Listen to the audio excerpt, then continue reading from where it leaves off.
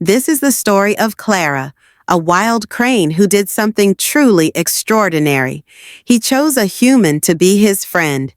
Every morning, just as the sky begins to glow with the colors of dawn, Clara is there standing at my front door, waiting patiently. "Good morning, Clara," I say. He nods, as if to say, "I see you too." Clara isn't a pet. He's not caged or kept. He's free, but one day he simply appeared and never left. He stood on my porch, looking up at me with intelligent eyes like he had something to say. At first, I thought it was a coincidence, but the next morning, he came back, and then the next, walking around the yard like he belonged there, nodding at me like we were old friends.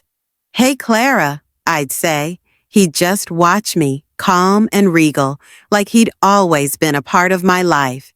As time passed, Clara truly became part of my daily routine. But one morning, he surprised me again this time, with company. He brought his mate. I named her Carla. Not long after, they introduced me to their chick, a clumsy, fluffy little crane I lovingly named Junior. Junior was awkward, silly, and endlessly curious. I watched him grow up right in front of me. Clara taught him everything from foraging to flying, and one day, even how to knock on my door. Yes, I'll never forget hearing that soft knock. I opened the door and there stood Junior, proudly looking up at me, Clara by his side, almost beaming, as if to say, "Look, he knows how to visit now."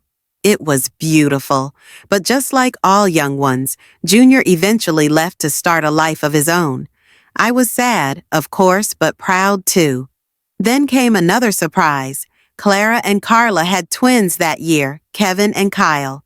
Clara brought them to meet me, showing them off with pride, as if I were family, but not every moment was filled with joy. One tragic morning, Kyle was struck by a car. Despite our efforts and calling the Tampa Bay Raptors Center, there was nothing we could do. My heart shattered.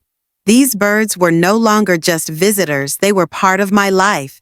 I couldn't stand by and do nothing. So I started Crane Crossing, a small effort to protect them. I put up signs to remind drivers. This road belongs to more than just cars. It belongs to the wild, too, to Carla, to their children. Despite the loss, Clara continued to visit, and then one day, Junior returned. Grown, proud, and strong. This time, he wasn't alone. He had a companion of his own. I hadn't seen him in so long, and seeing him like that, it made me realize just how deep this connection had become.